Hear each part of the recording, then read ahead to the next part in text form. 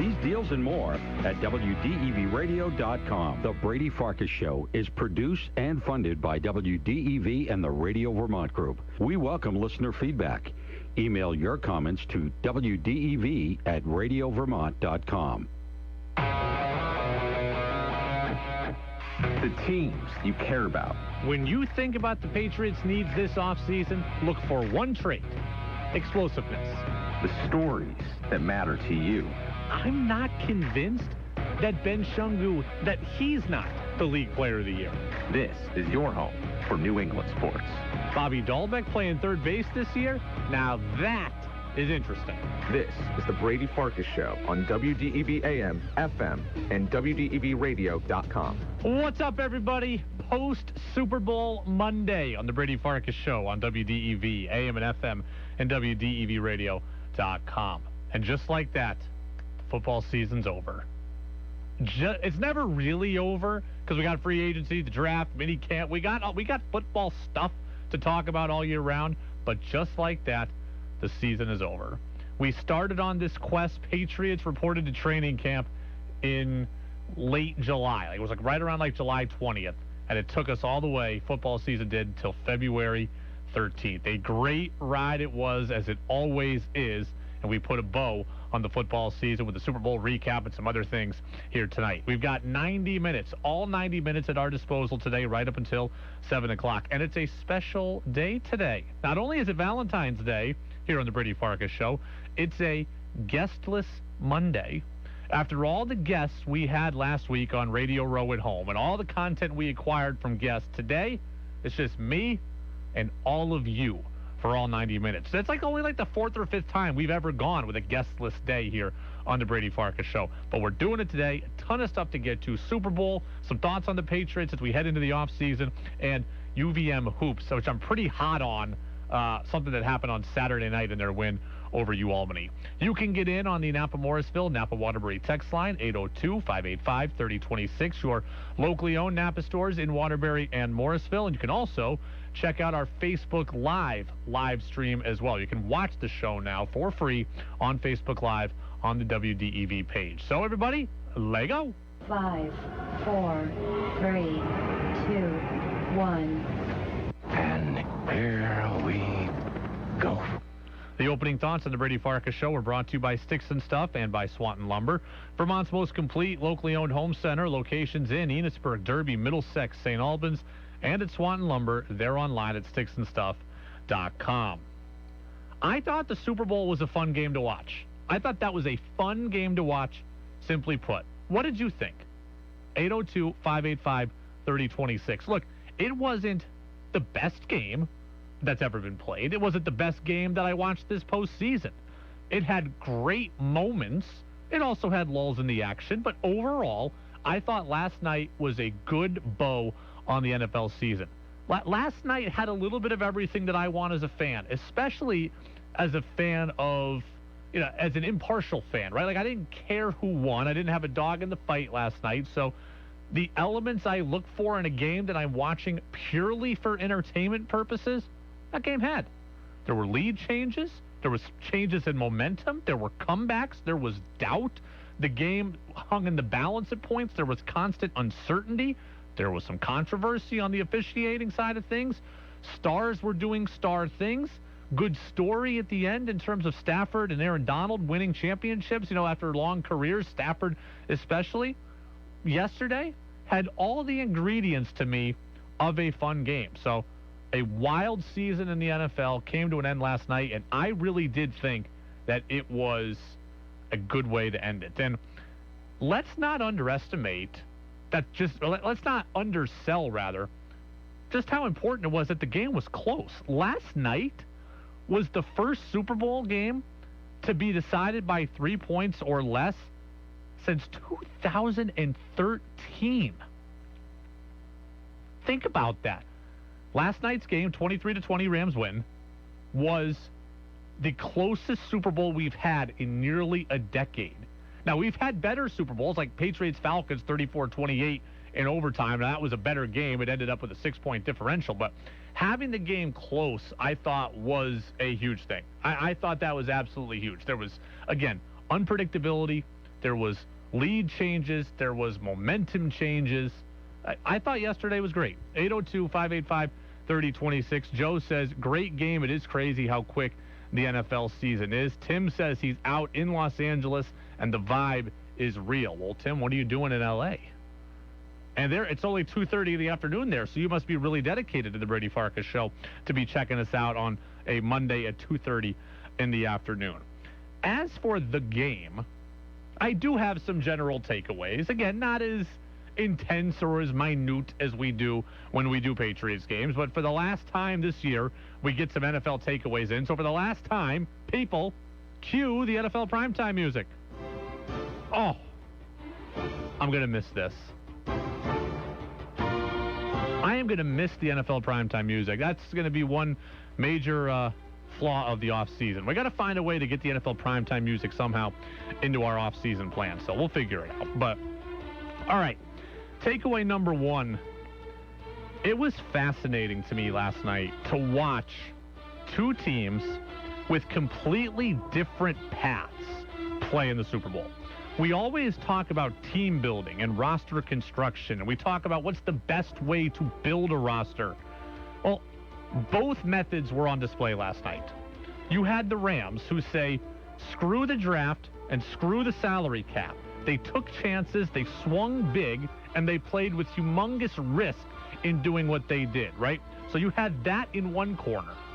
And then in the other corner, you had the Bengals who built almost entirely through the draft, prudent free agent signings, and both methods worked. Both methods worked. And I thought that was one of the more fascinating angles to last night's game. Look, I think the Bengals' way of doing business is more sustainable. I think it's more proven. But the Rams' way clearly can work. And we saw both on display yesterday. It was a great kind of duality here. You look at the Rams, a lot of their key figures, several not homegrown players. Matthew Stafford, Sony Michel, Odell Beckham, Von Miller, Jalen Ramsey, their kicker Matt Gay. Like, we focus so much on drafting and developing. And the Rams have that. Make no mistake, Aaron Donald, Cooper Kupp, they're homegrown guys. But we focus so much on building a core of young homegrown players, and the Rams blew that out of the water. They blew that philosophy out of the water. And that was interesting. And then on the other hand, you have the Bengals. Look at their core. They're all homegrown. Burrow, Chase, Boyd, Higgins, Mixon. They're all homegrown. They all came via the draft. So, again, I do believe there's a better and more preferred way to build a team. And to me, that is the Bengals' way. But on the field last night in L.A., we saw both processes at play. Both processes yielded a Super Bowl team. And in the Rams' case, the one that I don't agree with, yielded a Super Bowl win. I thought it was very, very interesting. Takeaway number two. I feel really bad for Odell Beckham Jr. Odell Beckham Jr. reportedly has torn an ACL. That comes from Ian Rappaport of the NFL Network. It's not confirmed, but it's looking that way. I feel really bad for OBJ because he's a guy who hasn't always elicited sympathy from people, but last night was his moment, and he was living it, and then it was taken from him. And not only did it affect last night, because it's a torn ACL, he's a free agent. It's going to impact his future. It's going to impact his playing time, his ability moving forward, and it's going to impact his wallet. Last night, I walked away feeling really, really bad for OBJ. He had set himself up for this nice redemption arc. He had set himself up for a nice contract in free agency, and now the knee is going to take him off the field until at least October of next year. It's going to massively impact his money. I'd have to imagine he's in line for some kind of prove-it deal or some kind of bargain deal now rather than a 3 or 4 year deal where he gets paid a bunch of money. I mean, yesterday, he looked fast. He looked athletic. He scored the game's first touchdown, gave the Rams the lead, and now we don't know exactly what he's going to be. Per game during the regular season. 3rd and 3. Stafford going to the end zone, reaching up and making the grab. Odell Beckham Jr. And, you know, we just don't know now what's going to happen. So I'm glad that OBJ got the ring. And he was a part of it. He had 2 catches, 52 yards. He had that touchdown. He's absolutely a part of the Rams' performance last night. But he missed the chance to really cement his comeback arc. He really finished his redemption arc the right way. And now his future is impacted as well. Number 3 on the takeaways. The Rams only rushed for 43 yards.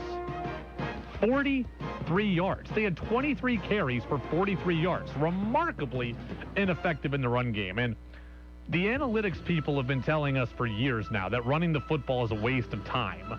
And I've never wanted to believe it. I always believed that running the football is important. But last night, it wasn't. Last night, it was a liability for the Rams. The Rams won because of their ability to rush the passer and their ability to throw the football. I hate the idea of the running game becoming obsolete, but last night showed you don't necessarily, at least on a single game basis, have to be able to run the football to win games or to have effective offense. This is what the analytics people have been telling us for years. I don't want them to be right. Last night, the Rams won a Super Bowl without being able to run the football. And finally, hold on, let's take a text here. Phil says, all right, well, Phil's kind of getting to my next point. Virginia says that Tim out in L.A. must have started drinking early to be listening to us at 2:30 in the afternoon. So, all right, number 4. Let's just get to the officials. That's what everybody wants to do today. Everybody wants to rip the officials. I say this every single time that this happens. Every single time that this happens. The officials last night were part of the story. They were not the whole story. I will say this. I believe that multiple bad calls happened in that game last night that hurt the Cincinnati Bengals. Aaron Donald lined up offsides on a short yardage play. I think it was a 4th down. Didn't get called. The holding at the goal line wasn't a hold, in my opinion. On that same play, the whole Rams offensive line false started. That play never should have happened. So there were several critical calls that went against the Bengals. I believe the Bengals got screwed in those moments, but I will vehemently stop short of saying that those calls cost the Bengals the game. Every time there's controversy, I say the same thing. Before you want to go and blame the refs for your loss, please look in the mirror and check your facts. Let's examine this. The 75-yard touchdown pass from Joe Burrow to T. Higgins that gave the Bengals the lead right at the start of the 3rd quarter was clearly offensive pass interference. T. Higgins threw Jalen Ramsey to the ground and grabbed him by the face mask. So if you want to rip the refs, understand the refs gave you one there. The best corner in the game gets beat for a 75-yard touchdown pass, and T. Higgins throws him to the ground, and no call is made. The Bengals were +1 there. Very, very important call. They got screwed on a few, but they got one as well. 2, the referees, the officials, are not the reason the Bengals allowed 7 sacks and couldn't protect Joe Burrow at all in the second half. Before you complain about the refs, let's understand the offensive line was horrific. We knew it was a mismatch. We talked about it all last week that it was going to be a mismatch, and we asked multiple insiders, how can you overcome this mismatch? And the Bengals in the second half couldn't. So the Bengals had chances to win this game outright. They had chances to salt this game away. They had chances at the end to come back. They couldn't do it because their line couldn't protect. That doesn't fall on the referees. Number 3, I don't know what Zach Taylor's doing in the first quarter. Maybe he's trying to be aggressive. Maybe he's trying to send a message, but going forward on 4th and 1 at midfield and then not getting it, that was a huge problem. We spent all year talking about aggressive coaches and going forward on 4th down and should you do this or should you do that. Yesterday's an example of why you don't. If that's a regular season game in Week 8 against Jacksonville, go for it on 4th down. In the Super Bowl, at midfield, with that offense on the other side, I'd punt the football, try to pin them inside the 5, and play a field possession game, and they didn't do it. That doesn't fall on the referees.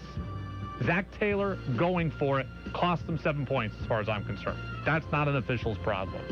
And then 4, It's not the ref's fault that Joe Mixon inexplicably was not out there for multiple third and fourth down plays.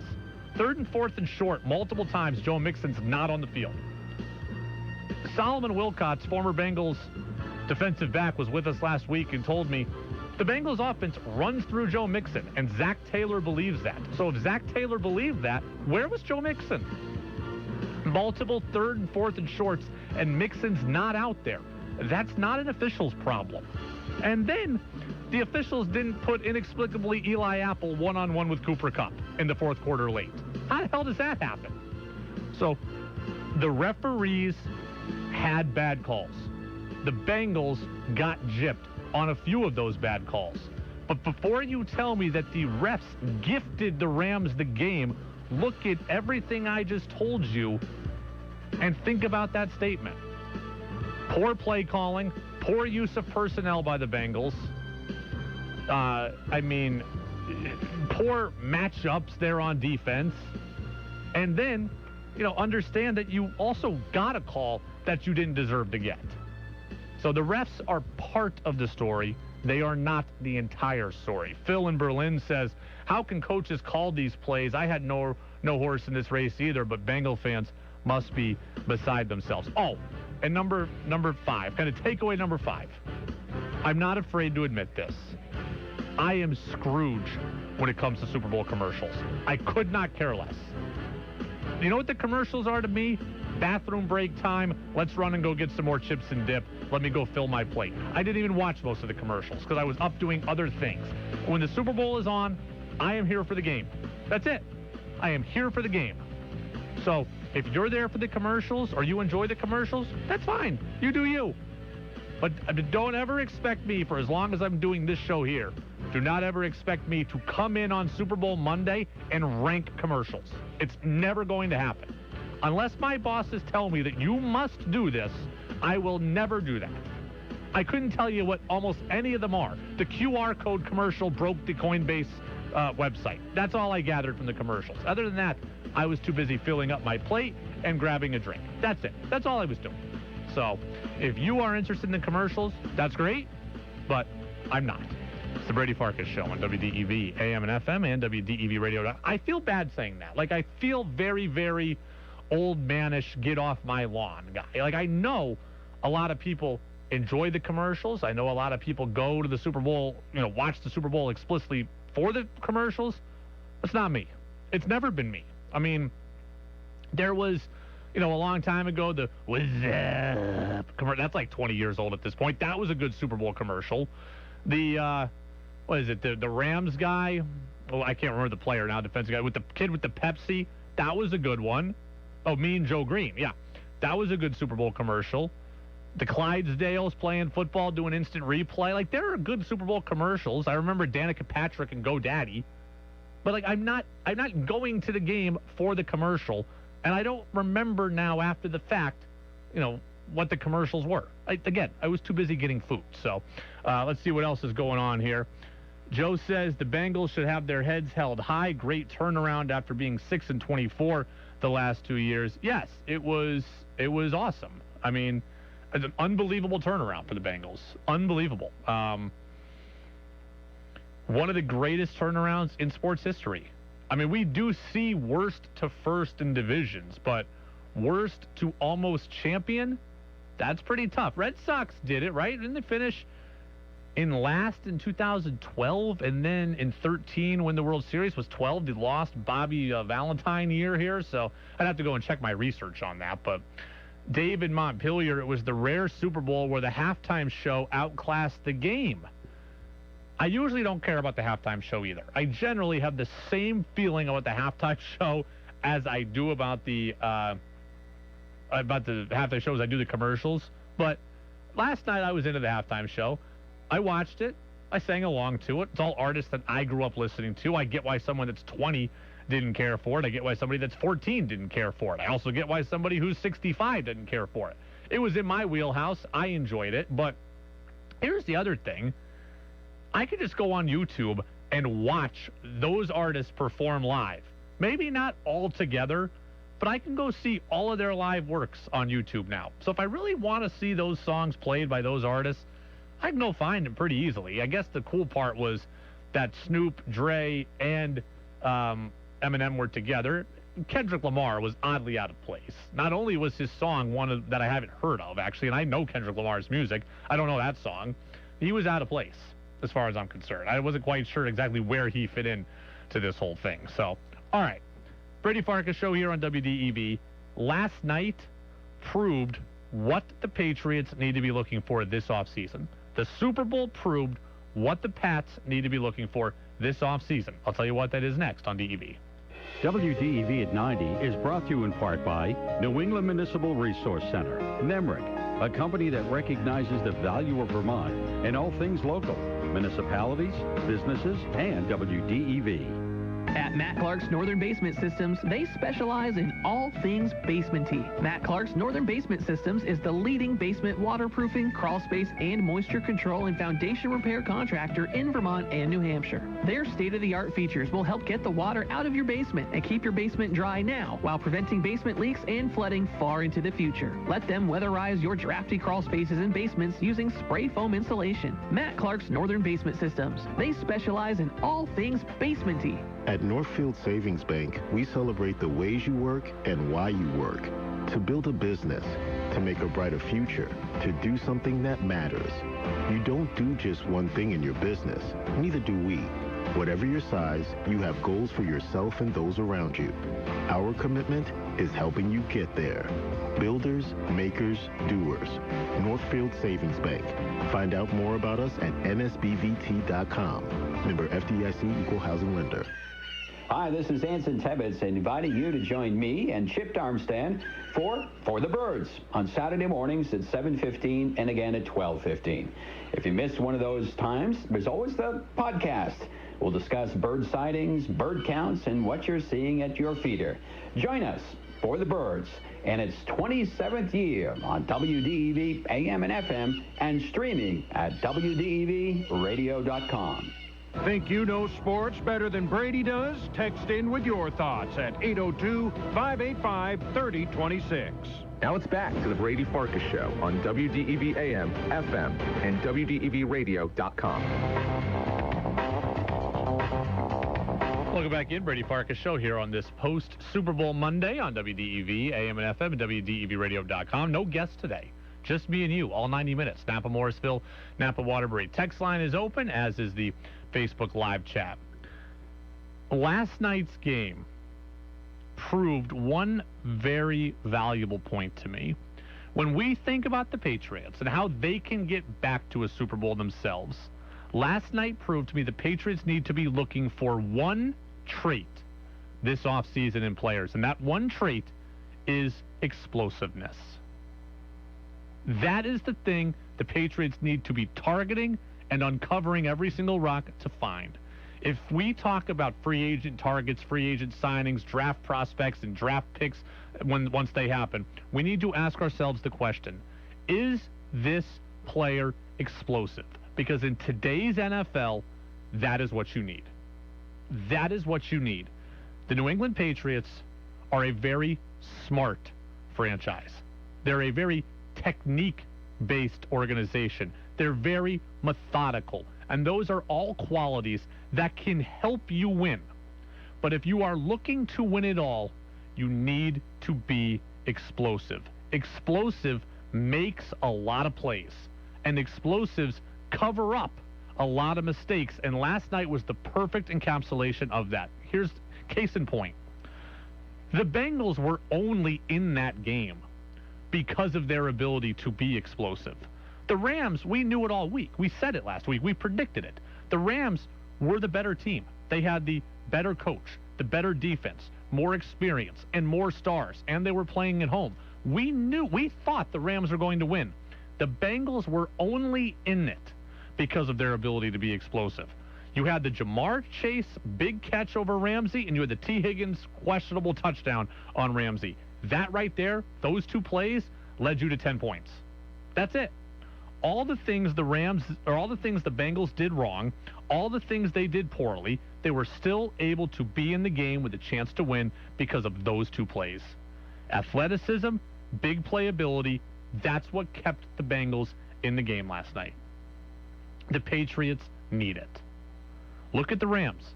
They did a ton wrong in that game, right? But they won. Why? Explosiveness and physical athleticism, physical traits.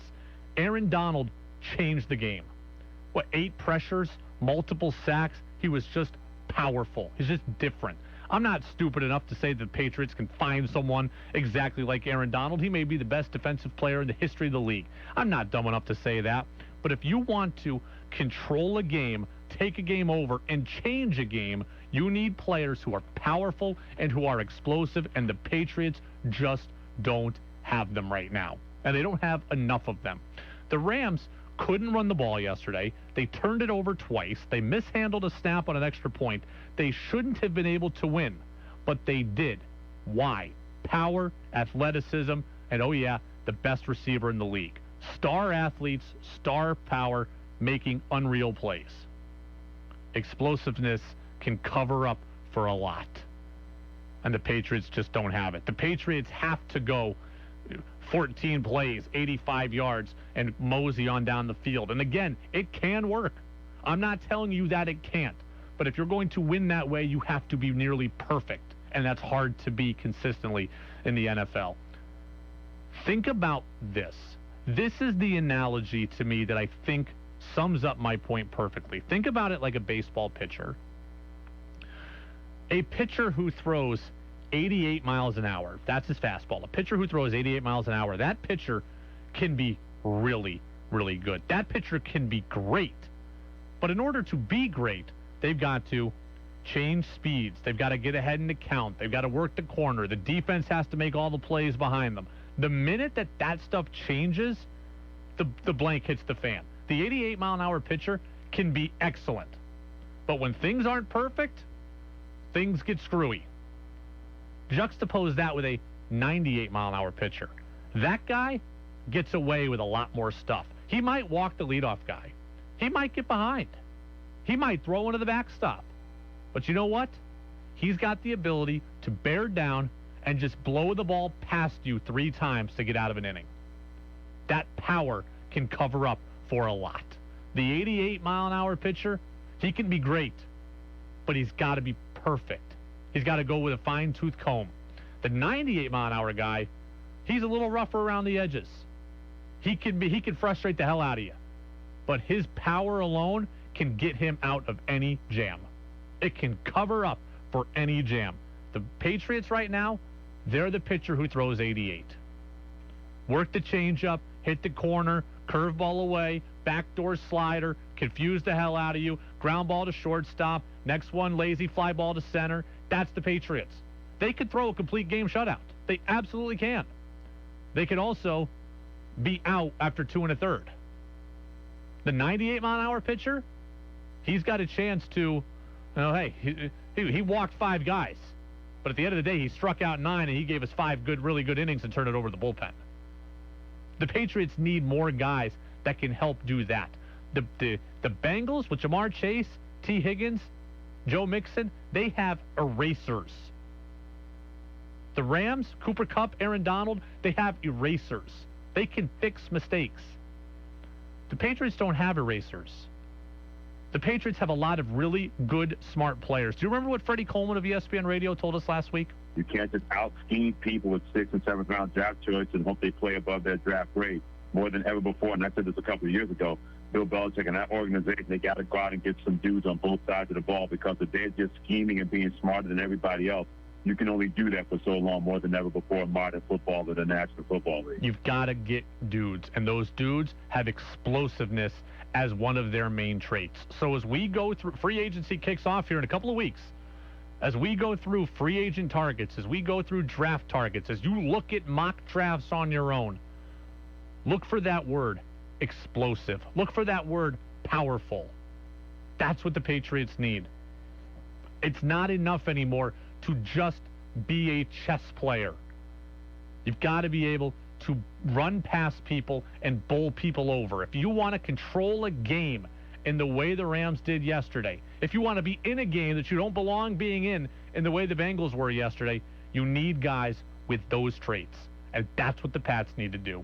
this offseason. It's the Brady Farkas Show on WDEV, AM and FM, and WDEVradio.com. I got a great text that I want to get to from Rick in Heinsberg. And then, did you see what happened at the UVM game on Saturday? If you didn't, I'll tell you about it, and you're going to be as mad as I am. That's next on DEV. Your chance to be part of the show is 96.1 WDEV FM Warren, 96.5 W243 AT Berry, 98.3 W252 CU Montpelier, AM 550 WDEV I'm Matt Waterbury. Piper in New York. The State Department is closing its embassy in Kyiv and relocating it to a western city. It comes as officials here fear Russia could launch an invasion of its neighbor this week. The White House says a Russian attack on Ukraine could begin this week, before the end of the Olympics, but says Deputy Press Secretary Karine Jean-Pierre. The path for diplomacy remains available if Russia chooses to engage constructively. In Moscow, the Russian foreign minister publicly said he suggested that Vladimir Putin should continue dialogue with the West. But sources tell CBS News Russian units have begun moving into attack positions, leading U.S. officials to become increasingly convinced Russia will strike Ukraine by the end of the week. Stephen Portnoy, CBS News, Washington. And the office of the Ukrainian president now says he was joking when he said an attack could come as soon as Wednesday. To Canada, where Prime Minister Justin Trudeau is doing what he can to try and stop those COVID mandate protesters by invoking emergency powers. It will give that government broad powers to restore order. This is about keeping Canadians safe, protecting people's jobs, and restoring confidence in our institutions. As jurors wrap up a second day of deliberations in the Sarah Palin versus the New York Times libel trial, a judge already dismisses the case. After the judge said he would dismiss the suit, he said he was letting the jury continue to deliberate in case his decision is reversed on appeal. Loyola law professor Lori Levinson on the ruling by U.S. District Judge Jed Rakoff. Perhaps he believes that the jury will come out the same way he would and find that the New York Times did not legally defame Sarah Palin. Palin had claimed the Times damaged her reputation when it published an editorial that falsely linked her campaign rhetoric to a shooting. The Times admitted the error but said its mistake wasn't intentional. Christopher Cruz, CBS News. A new CBS News poll just out finds that Republicans still back former President Trump, but many would have their party put January 6th behind them and talk about other issues. It comes as we learned today the accounting firm handling Trump's company's financial statements has dropped it as a client, saying it could no longer stand behind a decade of statements. At the Olympics, star Steve Futterman in Beijing says the U.S. will play its neighbors to the north for gold in the women's hockey final. This will be the sixth time they have met in the Olympics for the gold medal. Canada has won 3 of those, but 4 years ago, the U.S. upset Canada to win the gold. The two teams met earlier here in Beijing. In that game, Canada won 4-2. The Dow today lost 172 points. The Nasdaq was down just a fraction. S&P lost 17. This is CBS News. It's time for Dell Technologies President's Day deals on business PCs. Call 877-ASK-DELL. Dell Technologies recommends Windows 11 Pro for business. Dell Technologies President's Day business sale has arrived. For a limited time, save up to 45% on all our latest gear to work from anywhere with fast free shipping. Dell Technologies recommends Windows 11 Pro for business, so now's the time for incredible savings on PCs, along with servers, monitors, and docks, all with free shipping and quick installation and setup through Dell Installation Services. Get started by shopping online or contacting your Dell Technologies advisor today at 877-ASK-DELL. Again, the number to call is 877-ASK-DELL. My leg was painful, red, and swollen just doing the crossword puzzle. I could have put off telling my doctor, but I didn't wait.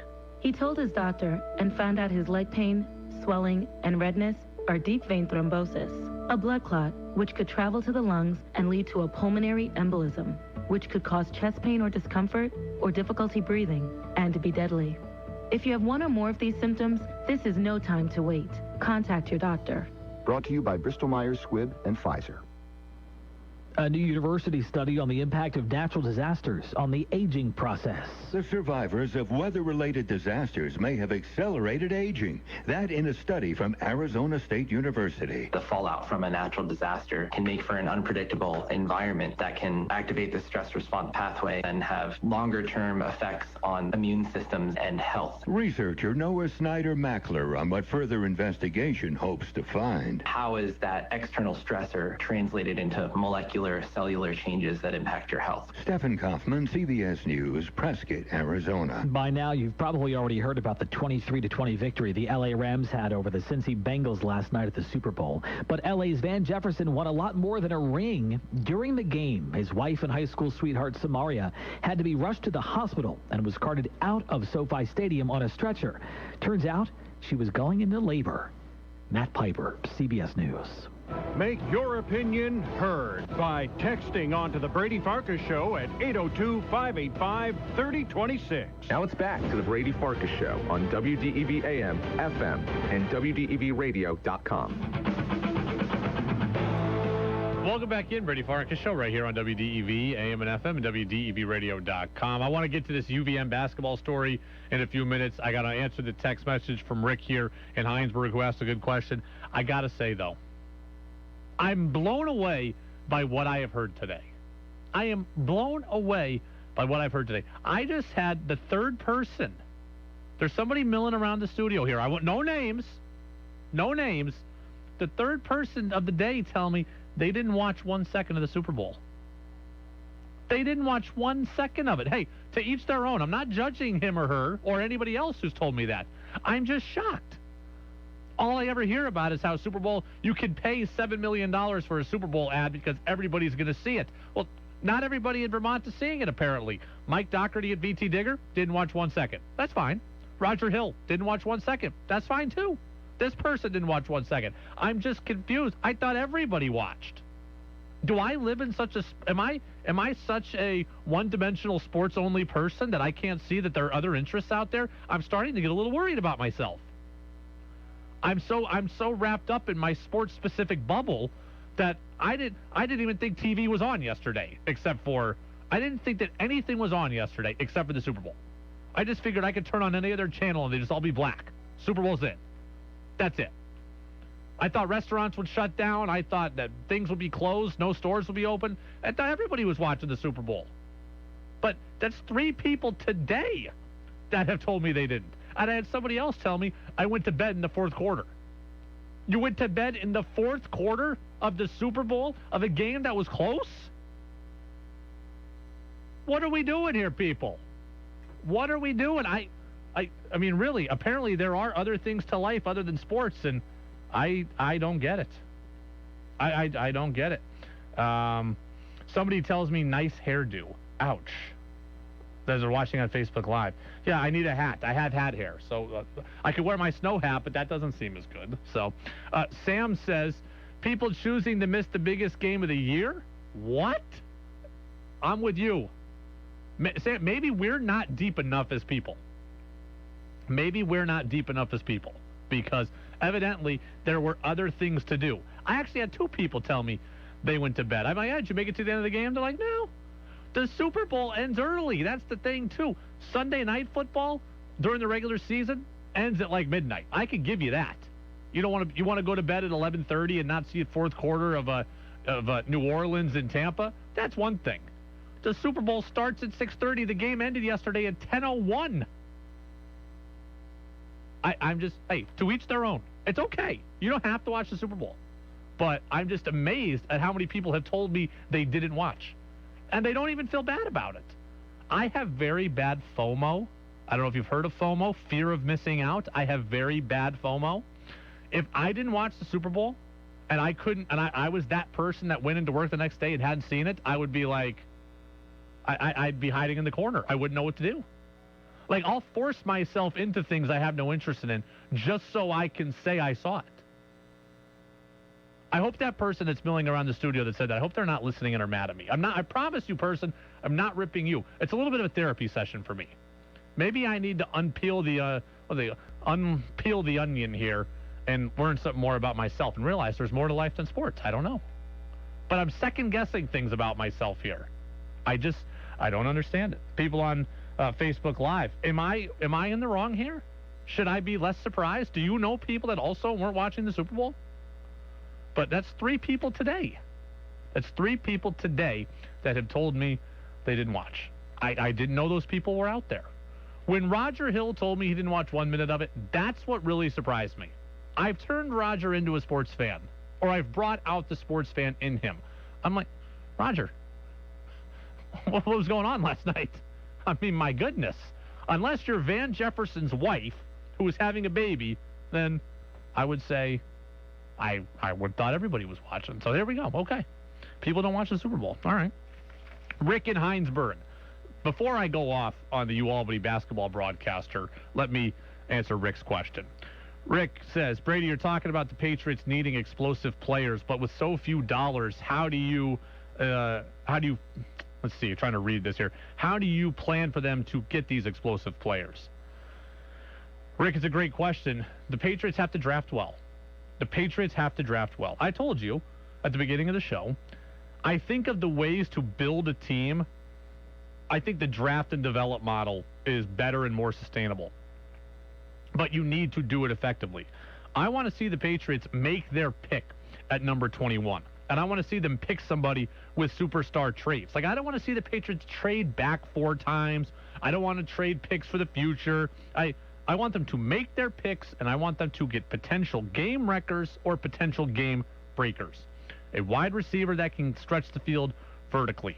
A running back that can make plays in space in the back, out of the backfield. A linebacker who can cover sideline to sideline. I want all of those things, and I got to find them in the draft. They can spend money. They can get a good player or two in free agency. But if you want to be consistently good and get young and athletic and physical, then you got to do it through the draft. You've got to draft well. The Patriots need a lot of things. They can't buy a lot of things. They can draft a lot of things. More on the Super Bowl talk. We get another one that says, someone says, I play football every Sunday morning. I played most Sundays of this season, 18 weeks of the season, a couple playoff games. So it's probably like 23 eligible games. I probably played 15. So says, one of the guys who I play with says, not watching the Super Bowl is like saying, let's not play football the morning of the Super Bowl. Well, we did. We played in negative. It was like 0 degrees yesterday, and we were out there playing. So we get somebody on the Facebook Live group that says, the Pats will trade back like most of the time, but I agree they should draft. They need to. But they need to draft well. I mean, that's what it comes down to. They drafted in the first round twice in whatever year that was, and they took Isaiah Wynn and Sony Michel. And then they drafted once and took N'Keal Harry. And I would argue that, 2 of 3 of those didn't work out the way you would have wanted to. Wynn is good, but he's not all around here. He's not always available. Phil in Middlesex, I didn't watch the game. Phil rips me more than anybody on the text line. Phil in Middlesex,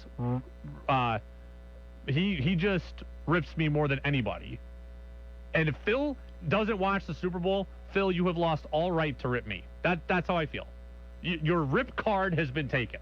If you're not going to be able to, if you don't watch the Super Bowl, unless you have a valid reason, hope everyone's okay. If you don't watch the Super Bowl, you've lost the ability to rip me. Someone else, now we got texters talking to each other. Rick wants to know how to get explosive players. Another guy says, basic attributes need to be addressed in the draft. Free agency supplements the traits. Oh, that's future GM Sam right there getting on there. So, yeah, draft well. All right. This story I'm hot on. 802-585-3026. UAlbany men's basketball broadcaster Charlie Volker was completely out of line on Saturday night. Completely out of line on Saturday night. Did you all see this on social media? Did you hear this? So the UAlbany game against UVM won it, by the way, 76-63, moved to 12-0 inside conference play. That game was on ESPN3, like all the UVM games are for the most part. It was done by UAlbany's broadcast team, of which Charlie Volker is the color commentator for. In the first half, the game was physical. I would say it got chippy as well. That's probably the best adjective for it, chippy. So maybe there's 2 minutes left in the game. Evan Guillory for UVM goes to the basket, and he's trying to ward off the UAlbany defender on his way to the basket. So he kind of had his elbow out, trying to, use it as a shield so he could get the shot up cleanly. So he's kind of chicken-winged the UAlbany defender. Well, the UAlbany defender gets called for a foul, plays through the whistle, and then kind of wrestles Guillory to the ground.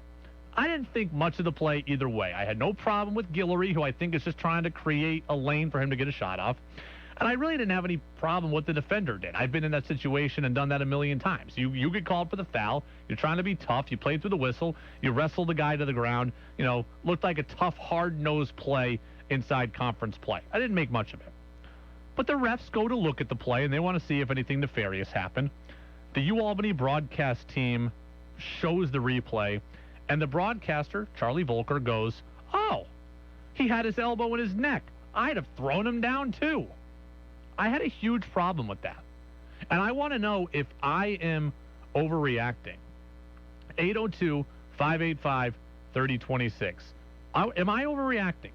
The UAlbany broadcaster says, "Oh, he had his elbow in his neck. I'd have thrown him down, too." I think it's one thing for me to say right now that the play in its entirety didn't bother me. I wasn't bothered by what Guillory did in going to the basket. I wasn't bothered by what the UAlbany player did either. I'm not going to be a hypocrite. I've made that same play 9,000 times in my life. I did have a problem with a broadcaster who is an adult and a professional and has been doing it for a long time to be live on the air and basically advocating for retaliation against a college player. Charlie Volker is like 65 years old, and he's advocating for retaliation against a 20-year-old. I found it completely inappropriate. I found it offensive. Like, I don't care if your broadcast is a homer broadcast. If you think UVM can do no right, UAlbany can do no wrong, that really doesn't bother me. But it bothers me when you advocate for retaliation on college kids. That's not right. And what bothers me even more is that I know Charlie Volker. I worked at UAlbany for 2 years, and Charlie Volker was my boss. And I generally liked Charlie Volker.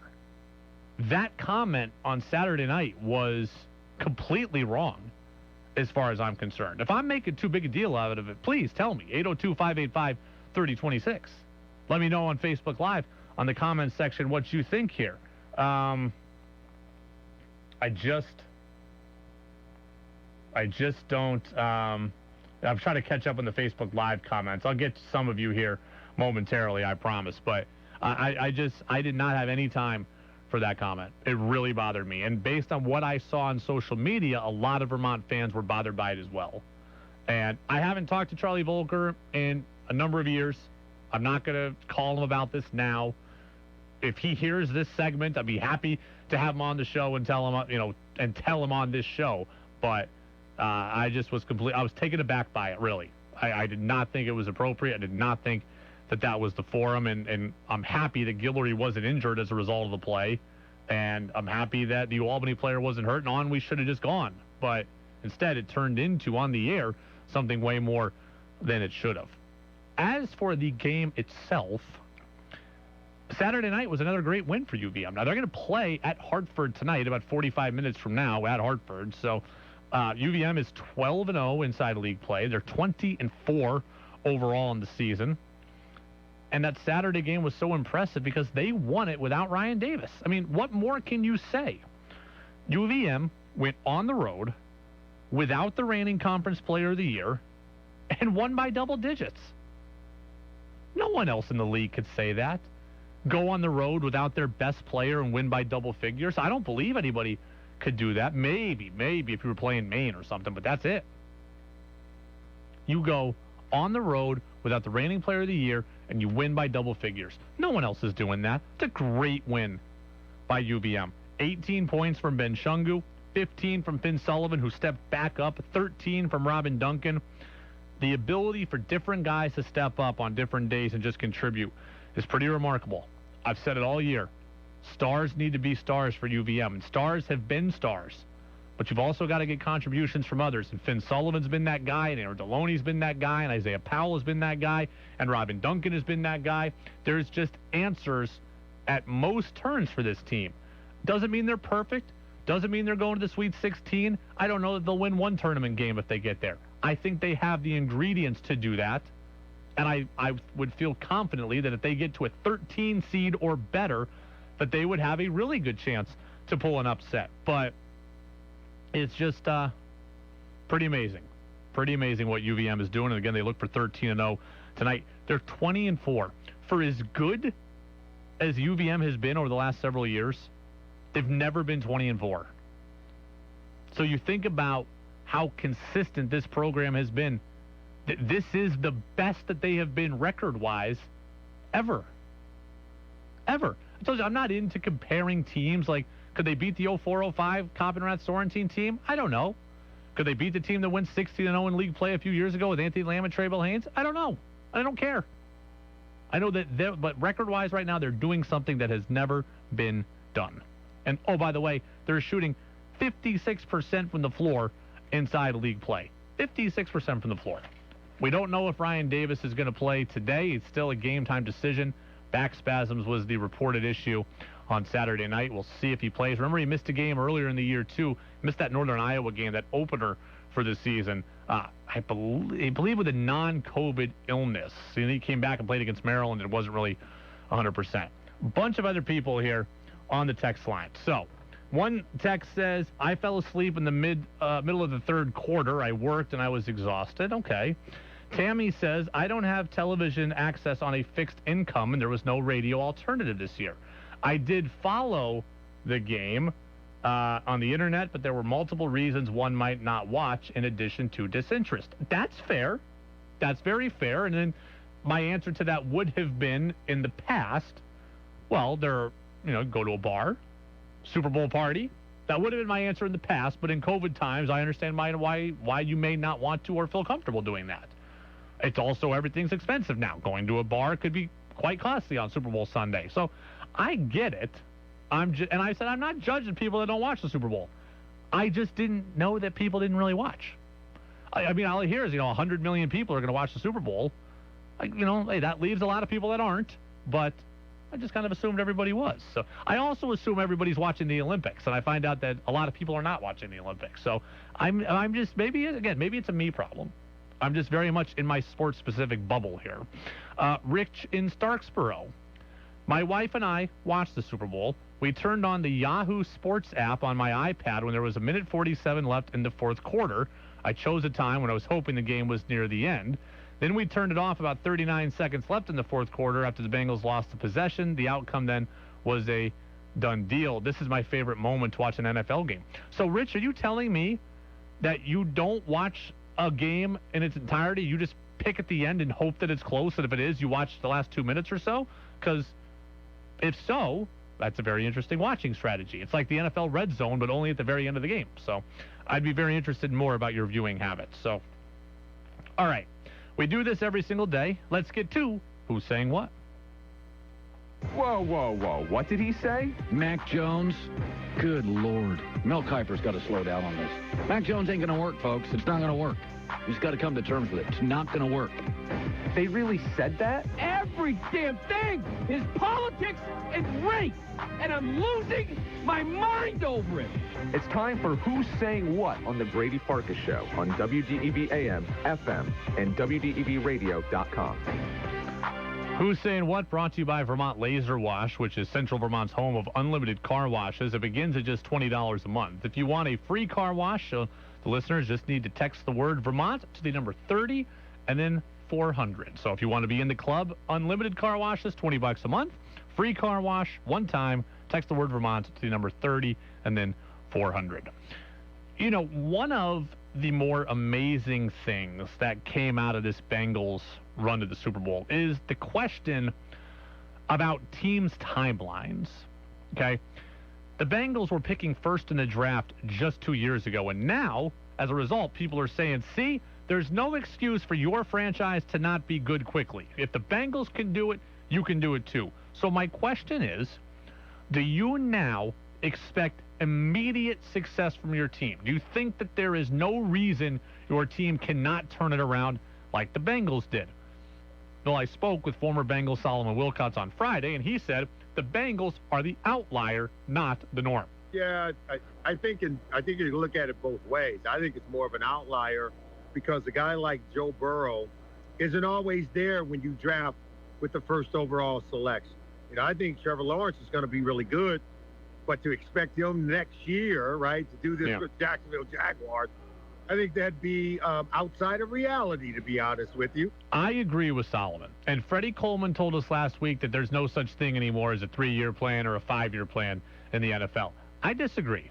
I think the Bengals are the outlier. And a couple of things went really well for them in order to execute this quick turnaround. This is not repeatable for a lot of franchises. Look at it this way. One, the Bengals got the quarterback. You don't always get the quarterback, right? And you're not always picking number 1 to get the quarterback. I mean, the Dolphins were picking 6th and got Tua, and we're not sure if he's the guy. And the Jets were picking 2nd, and they got Zach Wilson, and we're not sure if he's the guy. So you have to get the quarterback right. And we don't know if all these teams get the quarterback right. So you get Burrow, that's one. 2, the Bengals had already made sufficient additions on offense. So when Burrow came in, he was playing with a veteran group for the most part. Joe Mixon's a veteran. Tyler Boyd was a veteran. T. Higgins was a veteran. So there were a number of those offensive weapons that were already in their prime and acclimated. A lot of these teams that are really bad, the rosters have been gutted. So you're looking not only for the quarterback, you're looking for everything else. The Bengals had everything, had a lot of everything else, right? They had the firepower offensively. They throw in Jamar Chase this year, and they're good to go. Now they need to go and work on the offensive line, but they had already been building. When I look at the Jets, they don't have a Joe Mixon already there. They don't have a Tyler Boyd or a T. Higgins. When I look at Jacksonville, they didn't have that stuff. So this notion that you can all just do what the Bengals did and get good quickly, I do not buy that. And then 3, the Bengals, I would say there was an element of luck that their division decided to, pee down its leg all at the same time. Cleveland Browns had the best roster in this. The Cleveland Browns have the best roster in this division, and Baker Mayfield's hurt, and the OBJ stuff happens, and Nick Chubb is out for a couple of games, and Kareem Hunt is out for a couple of games, and the team goes through a COVID outbreak. So the Browns, look, they're the Browns. It could happen again with them next year, but the Browns should have been better than they were. The Bengals caught the Browns at a good time. The Ravens lost Lamar Jackson for a number of games this year with that ankle injury. Now, the Bengals did beat the Ravens twice, but the Ravens undoubtedly lost games that they probably should have won. And there was the coaching decisions there from John Harbaugh to go for 2 all those times they didn't get. Like, if the Ravens don't do that stuff and Jackson stays healthy, maybe the Ravens are winning the division. And the Steelers, Big Ben, he was at the end.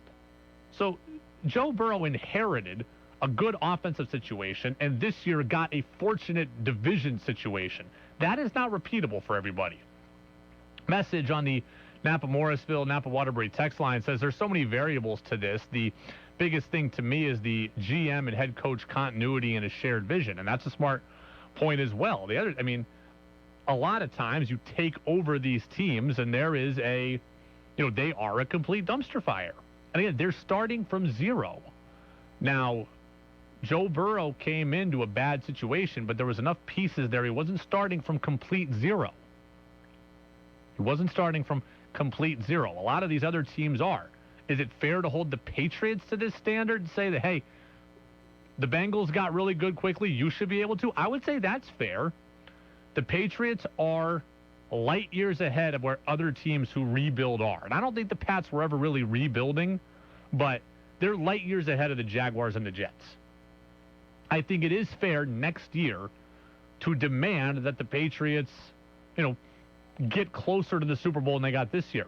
I still believe in the idea of a 3-year or 5-year plan, but I think it ultimately depends on where you're starting from. The Patriots were never at rock bottom in the way that some of these other teams were. So, all right, couple other messages here. One to get to. Thomas says, no, Brady, you were not overreacting with the Albany broadcaster. It was unprofessional. Completely agree. I'm disappointed because I know that broadcaster. And his partner, who didn't say anything either about it, was I produced his radio show back at my old station. So, I know these guys. And I'm disappointed to hear that sentiment come from one and the other not stop it. So I was rubbed the wrong way about that. UVM will take on Hartford tonight about a half an hour from now. All right, when we come back, Odell Beckham Jr. tears his ACL reportedly. If you were the Patriots, would you look at signing OBJ? That's next, right here on DEV. Hi, this is Dave Catarino, and I'm a hospice and palliative registered nurse at Central Vermont Home Health and Hospice. I'm also a longtime resident of the Mad River Valley and an avid skier. I am thrilled to share that Central Vermont Home Health and Hospice is hosting the 34th annual Chez Henri Cup on Saturday, March 5th at Sugarbush Resort. An entry fee of $40 gets you access to our timed ski race plus one raffle ticket. Additional raffle tickets are $40 for one, 3 for $100, and 5 for $150. We'd like to thank our many local businesses for donating some great prizes to our raffle and to Lawson's Finest Liquids for being our event sponsor. Register to race and to buy raffle tickets online at www.cvhhh.org. We thank you for your support, and we look forward to seeing you on the slopes on Saturday, March 5th. Help our bird friends this winter with a trip to Guy's Farm and Yard store nearest you. Black oil sunflower seed is a favorite, plus plenty of others that'll attract your favorite birds. Guy's carries bird feeders of all types, too. For your pets, come see all the pet toys and pet accessories available for your best furry friends. Pet beds, too. Stock up on super efficient, clean, burning wood pellets. Family-owned Guy's Farm and Yard stores in Portland Street, Morrisville, Berry Street, Montpelier, Taft Corners, Williston, and Fairfax Road in St. Albans. They have what you need. Dell Technologies President's Day business sale has arrived. For a limited time, save up to 45% on all our latest gear to work from anywhere with fast free shipping. Dell Technologies recommends Windows 11 Pro for business, so now's the time for incredible savings on PCs, along with servers, monitors, and docks, all with free shipping and quick installation and setup through Dell Installation Services. Get started by shopping online or contacting your Dell Technologies advisor today at 877-ASK-DELL. Again, the number to call is 877-ASK-DELL. Yes, I'm so sorry about the wait, ma'am. I'll be with you shortly. Carrie, how many appointments did you book at 2:30? Jin's physical therapy clinic is pretty stretched. With some light stretching. He needs another PT before patients get bent out of shape. You get fresh ice pack for Miss Davis's knee. Indeed can help him hire great people fast. I need Indeed. Indeed you do. Instant Match instantly connects you with quality candidates whose resumes on Indeed match your sponsored job description. Visit Indeed.com/credit and get $75 towards your first sponsored job. Terms and conditions apply.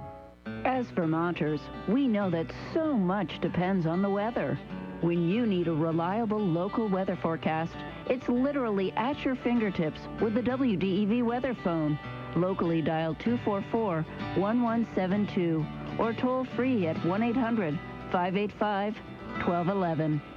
Roger Hill's weather forecast is just a phone call away on the WDEV weather phone, 244-1172 or 1-800-585-1211. Want Brady to hear your opinion on the sports stories of the day? Text in at 802-585-3026. Now it's back to the Brady Farkas Show on WDEV AM, FM, and WDEVradio.com.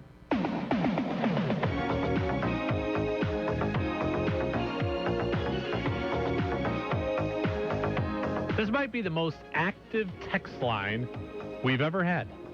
The text line is hopping right now. Facebook Live is hopping right now. Rich in Starksboro says, yes, Brady, for a game I have no interest in, the last few minutes of the fourth quarter is my favorite time. When Tom Brady was playing, I would tend to watch much more of a game, maybe the whole game from the beginning. Now, for hockey, especially Norwich hockey, that's a different story. The entire game is much more exciting. Even when a team is behind 3 goals at the end of the second period, anybody can still win. This year, the NEHC is a very strong conference. Yes, the NEHC is a very good conference, and I'm glad that you're so into Norwich hockey. So that is awesome. I, however, have to watch the entirety of the Super Bowl. Again, I have FOMO. So someone says, let's see. Here we go. OBJ to the Pats, not a chance. More dynamic players available in the draft. Maybe, maybe not. Let's see. Okay, not interested in him after his second torn ACL. Yeah, I am out on the idea of the Patriots signing Odell Beckham Jr. There's multiple reasons to this. I guess I will say this. There's a caveat that if the deal is the right price, then fine. Like, if it's a 1-year, $3 million deal, then I'd sign Odell Beckham. Like, I'm not that dumb, okay? If the money worked, then I'd do it. But the odds are that the money won't work out the way you want it to. But by and large, I'm out of the Odell Beckham Jr. Patriots rumor mill. First off, OBJ, to the texter's point, is coming off. Now, this will be his second torn ACL in the same knee. Odell Beckham Jr. is going to be 30 years old next season. 30 years old with 2 ACL surgeries. I told you in hour number 1, I am looking for one trait this offseason in Patriots targets, and that one trait is explosiveness. A just about 30-year-old wide receiver coming off knee surgery, I don't know how explosive you're going to be. And at that point, I have no use for you on my roster. And I don't mean to be callous and cold, but that's the reality. I am looking for physical specimens. I am looking for athletic game breakers. And Odell Beckham Jr. at 30 years old coming off a second knee surgery is not going to be that.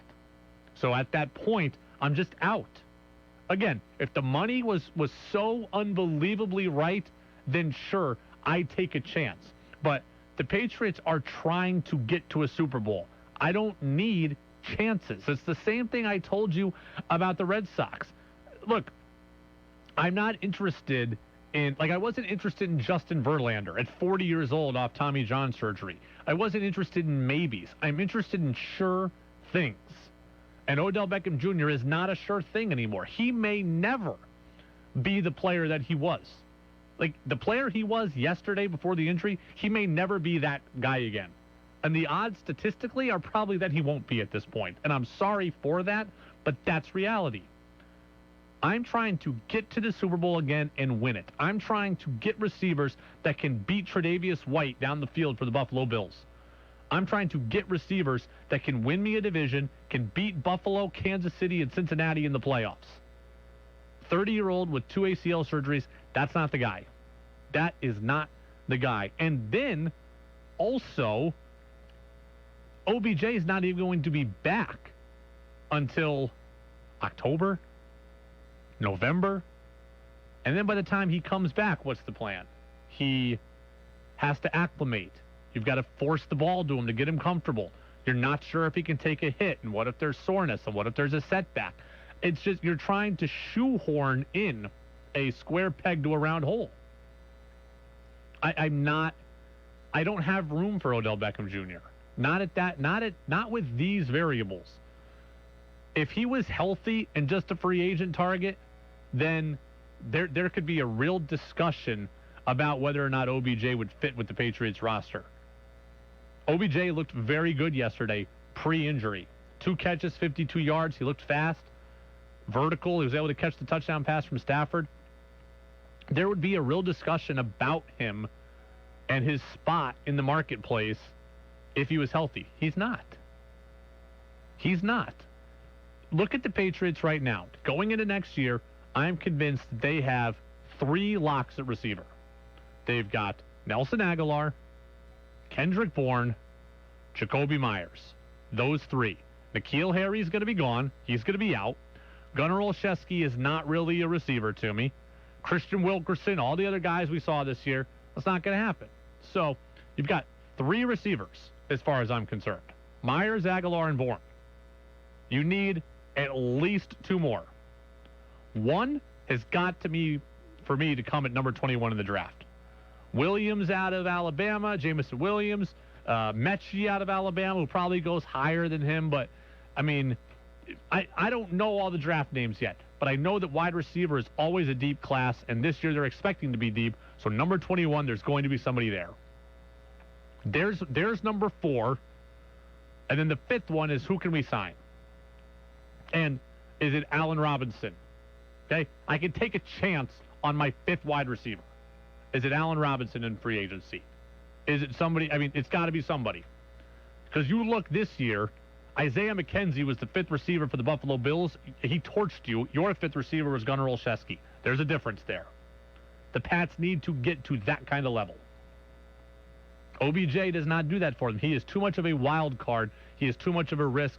And I need to be risk averse in some spots this year for the Patriots.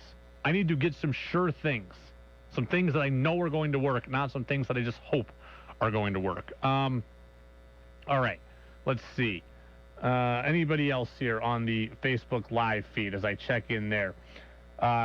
Joe says, how about Chris Godwin or Juju Smith-Schuster on the Patriots? Chris Godwin would be fine. Now, Chris Godwin tore his ACL also. He's coming off an injury too. However, his timeline is going to be a lot more conducive. He might be back by opening day. And I remember we had Doug Kyde of Pro Football Focus on a couple of weeks ago, and he said that Godwin might be a guy who you could get on a bargain deal. And, again, for a fifth guy, then that would be fine with me. If Chris Godwin will sign a 1-year, $8 million deal with me, I can take a chance on that.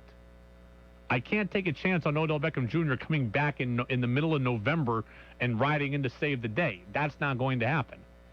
If you sign Chris Godwin and he comes out and he's not the same for the first month, I got 13 good weeks left there, 14 good weeks left.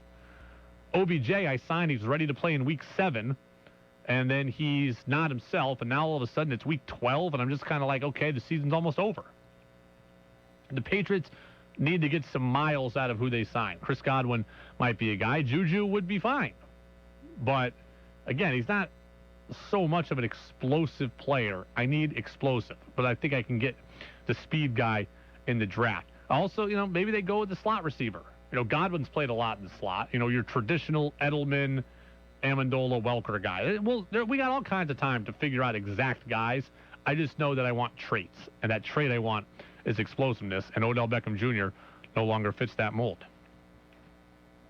All right, one more. Let's see. We get a message that says, bargain deal for Godwin. No way. He'll still have a pretty high interest for a mid-length contract. Well, look, I don't know what Chris Godwin is going to sign for. I can tell you that we had Doug Kyde of Pro Football Focus on a couple weeks ago. There, January 10th. Here is exactly what Doug Kyde told us.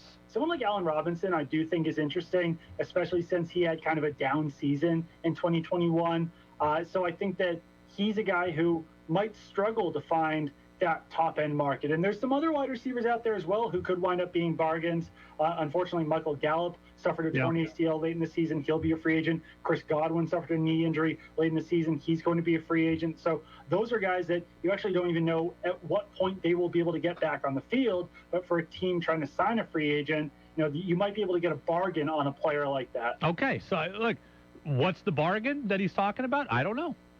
Is it a 1-year prove-it deal, 1 year $8 million, 1 year $12 million, 1 year $13 million, or is it a mid-length deal that is, look, instead of 5 for $80, is it 3 for $35? I mean, maybe you still give him the deal, but less years and lower annual value. I don't know. But there's a chance to get a guy like Godwin cheaper. And again, if he's there for just about the whole season, I'm far more willing to do that. And he's younger than OBJ. So, all right, there is one thing that I want to get back to here on UVM men's basketball, because there's a comment I heard recently that has really stuck with me. I think I'm about a week out from this comment, but I've had it on my note sheet for a while, and I had to bring it up. UVM beat UMass Lowell, not this weekend, but last weekend, and the UMass Lowell broadcaster said something to the effect of, Ben Shungu's really good, man. He's the same guy he's always been. He's always been good. And I thought to myself, that is an amazingly lazy comment. I think the broadcaster is trying to be complimentary, but it's an amazingly lazy comment, rather. And it does all the hard work that Ben Shungu has done a complete disservice. Ben Shungu is not at all the player that he used to be. By saying, he's the same guy he's always been, you're not really watching. Ben Shungu started out as a walk-on. He started out as a redshirt, and now he may be the player of the year in this league. I am not convinced that Ben Shungu is not the player of the year in this league.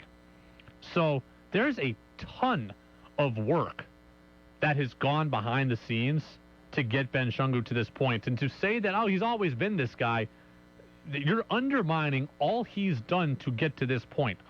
Ben Shungu not only was a walk-on player, was not only a redshirt player, he was a defensive first player. When he came on the scene, he was a defensive guy. He won Defensive Player of the Year in this conference in 2020.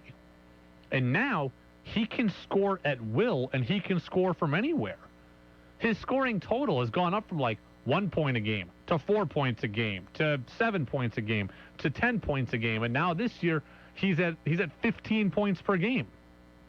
His scoring ability has drastically increased. He's not the same guy that he's always been. If you want to tell me, hey, Ben Shungu's always been a hard worker, well, that's fair.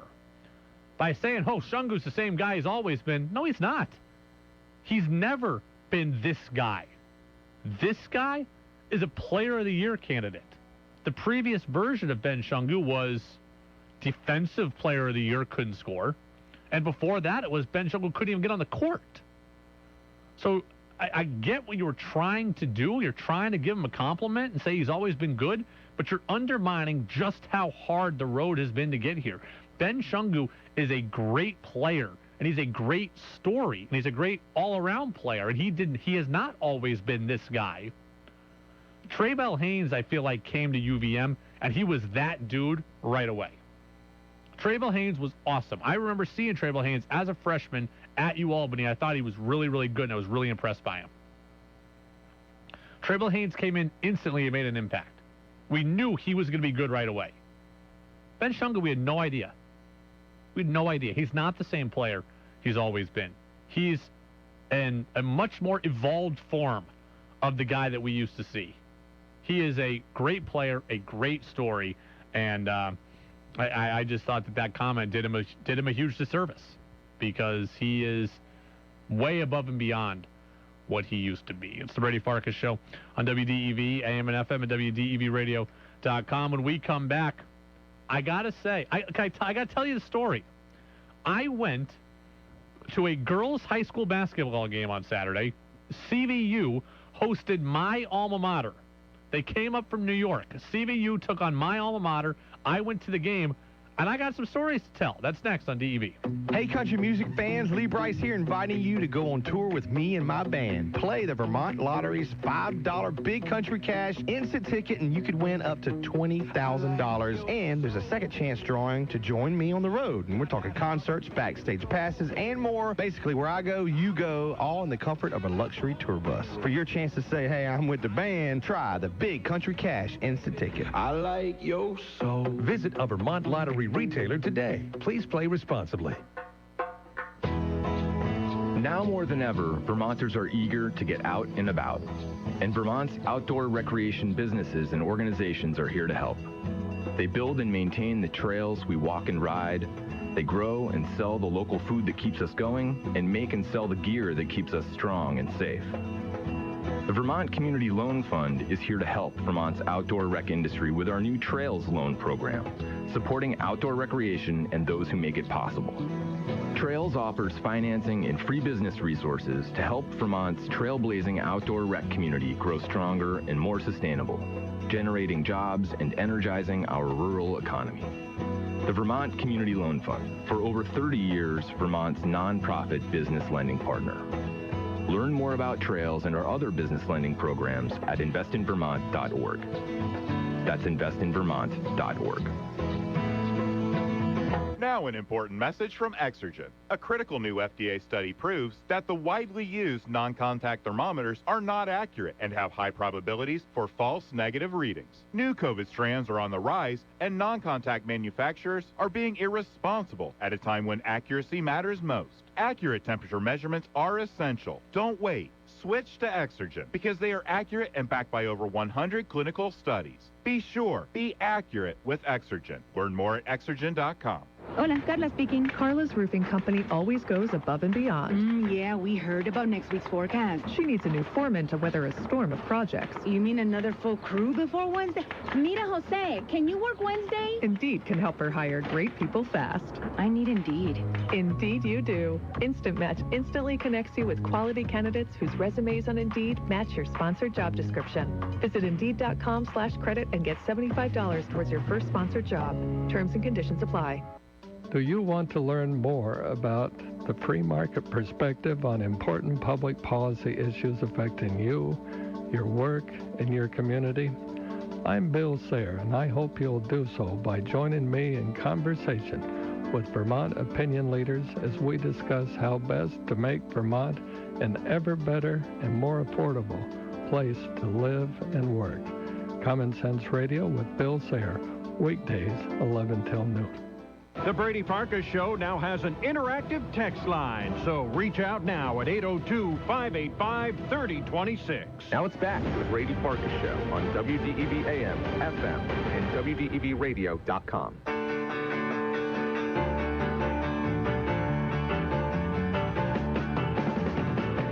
Welcome back in. Brady Farkas Show right here on WDEV, AM and FM, and WDEVradio.com. 10 minutes left in the show, and then it's Jazz with George Thomas, ESPN Radio, coming up today as well. Show is brought to you in part by Pro Driver Training. That's Pro Driver Training online at ProDriverCDL.com. That's ProDriverCDL.com. Also, the podcast, by the way, after the fact. So if you miss any of the show, you can always subscribe to our podcast channel on Apple Podcasts and on Spotify. So Saturday afternoon, I went to a girls' high school basketball game. CVU took on my alma mater, Shenendehowa, out of New York. And I'm embarrassed to admit this, but Saturday afternoon was the first high school game I've been to since I moved to Vermont 6 years ago. I've been to a high school football game, but this is the first high school basketball game I was at. Now, my alma mater won the game 51-36, so they won by 15. But I have to say, I was really blown away by the quality of play from CVU. So let me kind of step back here. My high school is 2.5 times as big as CVU. For as big as CVU is, my high school is 2.5 times bigger. I went and looked up some numbers here. CVU had like 1,300 kids enrollment. My high school listed at 3,100.